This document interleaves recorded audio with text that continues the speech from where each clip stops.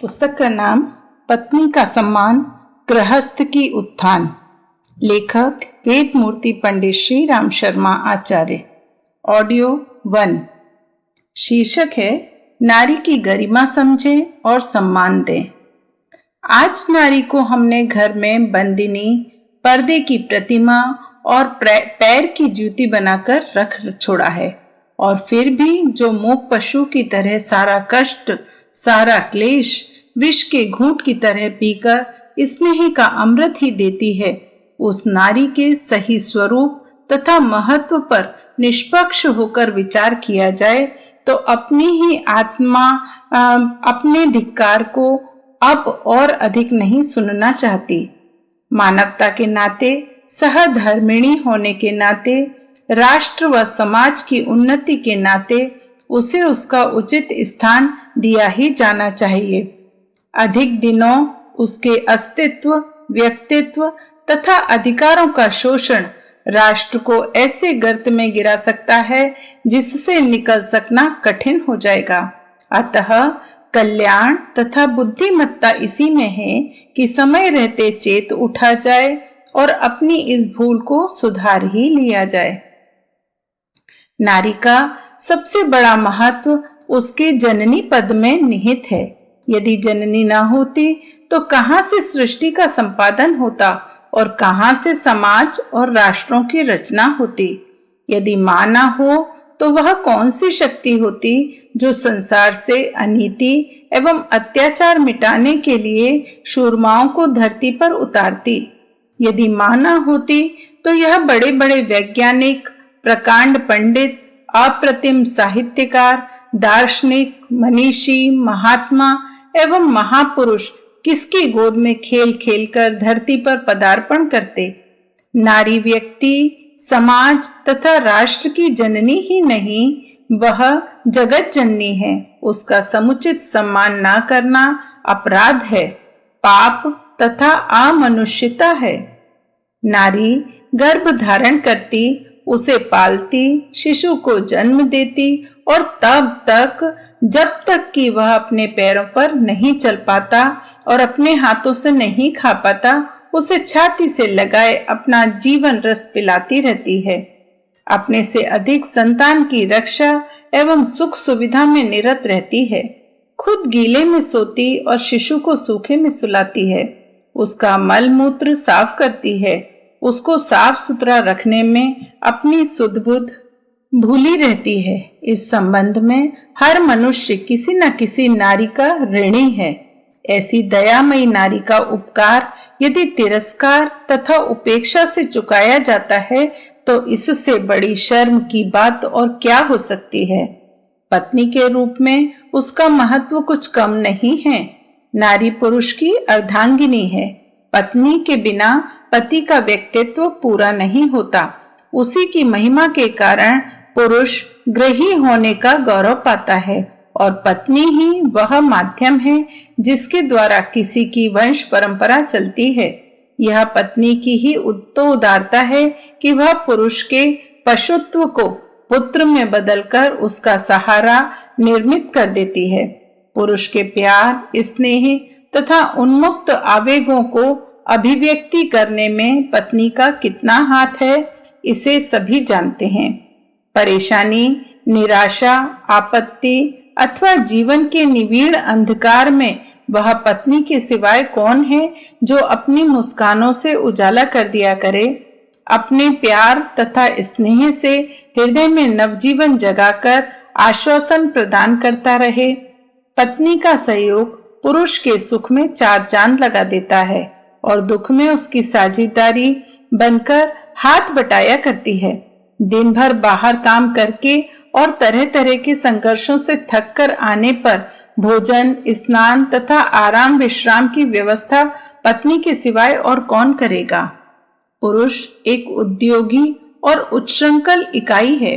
परिवार बसाकर रहना उसका सहज स्वभाव नहीं है। यह नारी की ही कोमल कुशलता है जो उसे पारिवारिक बनाकर संपन्नता की परिधि में परिभ्रमण करने के लिए लालायित बनाए रखती है। पत्नी ही पुरुष को उद्योग उपलब्धियों की व्यवस्था एवं उपयोगिता प्रदान करती है। पुरुष पत्नी के कारण ही गृहस्थ तथा प्रसन्न चेता बनकर सामाजिक भद्र जीवन बिताया करता है। पत्नी रहित पुरुष का समाज में अपेक्षाकृत कम आदर होता है। परिवारों में सामाजिकता का आदान प्रदान उन्हीं के बीच होता है जो पारिवारिक तथा पत्नीवंत होते हैं। पत्नी की परिधि पुरुष को अनेक प्रकार की दुष्प्रवृत्तियों से बचाए रहती है। पत्नी के रूप में नारी का यह महत्व कुछ कम नहीं है।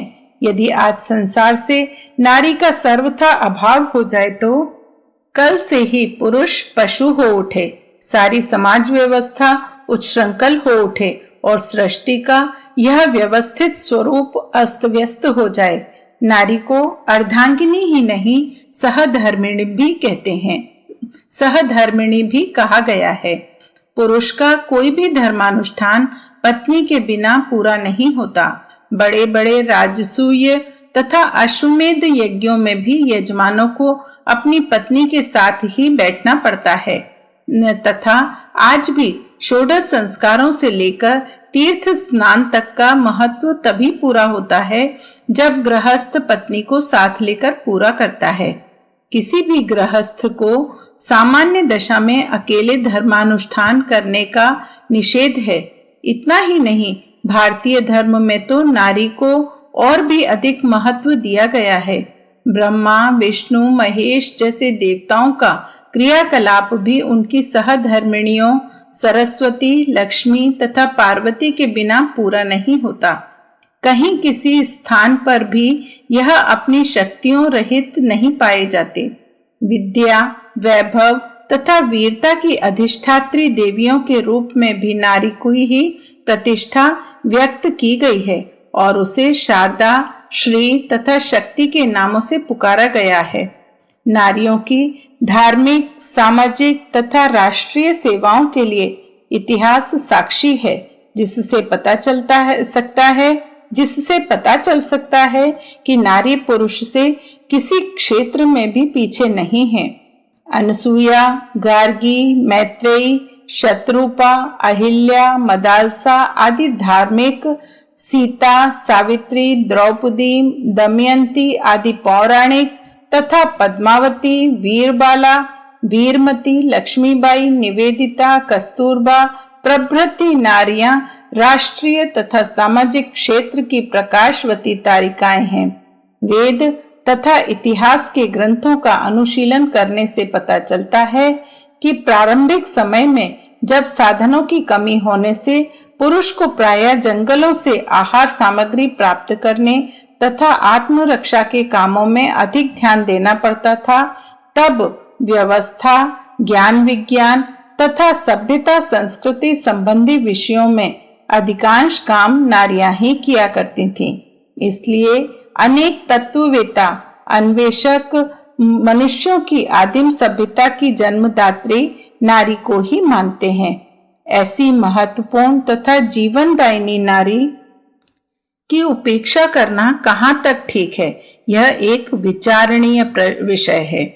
नारी अपने विभिन्न रूपों में सदैव मानव जाति के लिए त्याग, बलिदान, स्नेह, श्रद्धा, धैर्य, सहिष्णुता का जीवन बिताती रही है।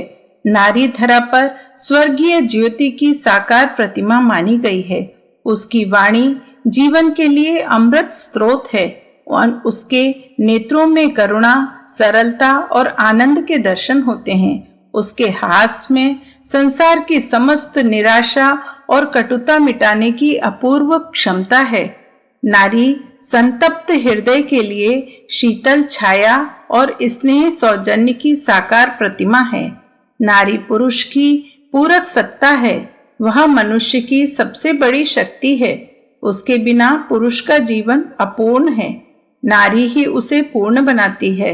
जब पुरुष का जीवन अंधकार युक्त हो जाता है तो नारी की संवेदना, पूर्ण मुस्कान उसमें उजाला बिखेर देती है।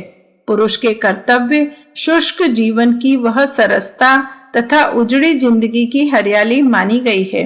नारी के वास्तविक स्वरूप पर विचार करने से विदित होता है कि वह पुरुष के लिए पूरक सत्ता ही नहीं वरन उर्वरक भूमि के रूप में भी उसकी उन्नति, प्रगति तथा कल्याण का साधन बनती है। स्वयं प्रकृति ही नारी के रूप में सृष्टि के निर्माण, पालन पोषण और संवर्धन का कार्य कर रही है।